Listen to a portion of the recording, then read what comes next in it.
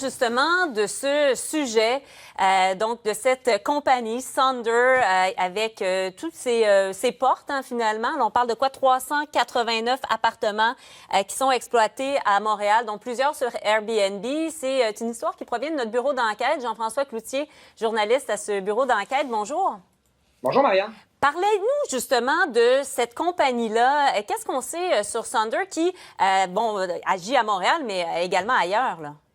Bien, c'est ça. C'est une compagnie qui est née à Montréal, qui a grandi à Montréal, mais qui a déménagé son siège social, je pense, en 2017 à San Francisco, en Californie. Donc, c'est maintenant une compagnie américaine. Compagnie, donc, qui a commencé un peu en faisant de la location sur Airbnb à Montréal. Le patron, le Francis Davidson, était un gars qui a commencé à faire de la location pendant l'été. En louant des appartements, sous-louant des appartements sur Airbnb à Montréal. Ça fonctionnait très, très bien parce que vraiment, il y avait le tour, là, visiblement.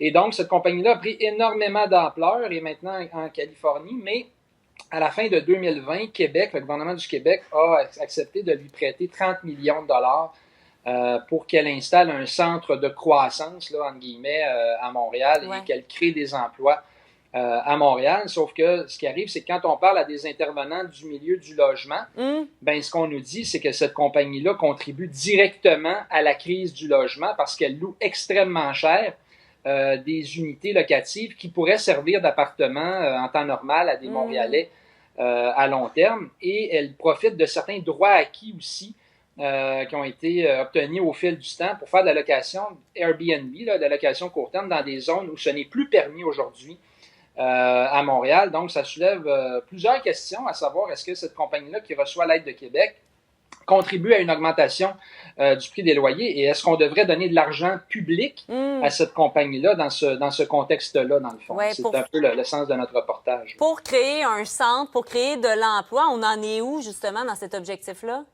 Bien, on ne semble pas avoir beaucoup progressé. La compagnie nous dit qu'elle a 160 employés actuellement, plus de 160 employés actuellement à Montréal. On nous promettait 700 employés à la fin de 2020.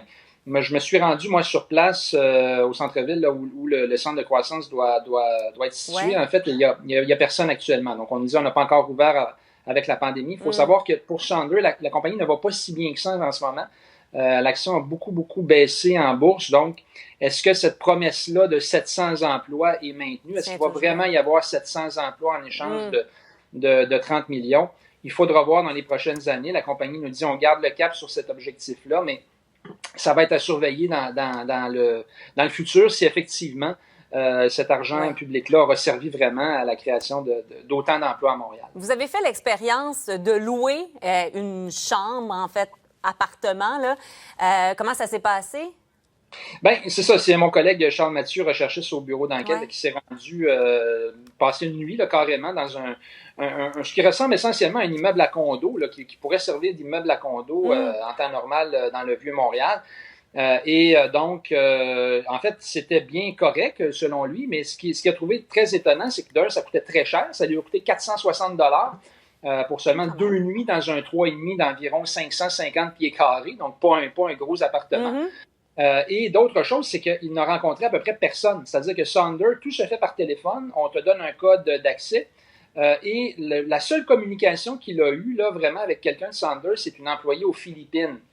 Donc, la question, encore là, on comprend là, au niveau des emplois, mais combien de gens sont employés vraiment par Sonder? Et est-ce que c'est un peu une expérience un peu particulière par rapport à un hôtel où, normalement, on rencontre des gens. Il y a des gens qui sont employés dans les hôtels, qui font un peu rouler l'économie.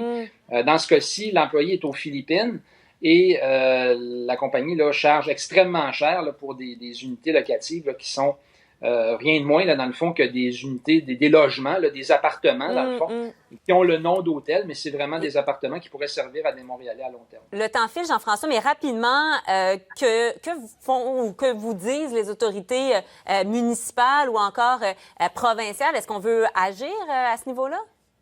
Du côté des autorités provinciales, il ne semble pas qu'il y ait une volonté d'agir. On nous dit que Sonder agit dans un cadre légal. Donc, ils ont obtenu des permis de zonage, ils ont tous les permis, sauf que ce qu'on voit, nous, c'est que c'est relativement récent qu'ils sont vraiment dans la légalité. Il y a eu même des émissions de télé dans le passé disant qu'ils étaient vraiment dans une zone beaucoup plus grise, en fait, et même dans l'illégalité, là, selon certains reportages.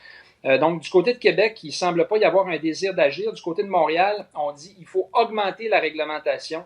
Il faut resserrer encore plus les contrôles pour le Airbnb, mais on se garde un petit peu une petite gêne là, pour enfoncer le clou là, sur Sonder. C'est davantage les organismes d'aide aux locataires là, qui, eux, sont vraiment indignés là, de cette situation-là concernant Sonder à Montréal. Dossier à suivre. On compte sur vous là-dessus. Merci beaucoup, Jean-François Cloutier.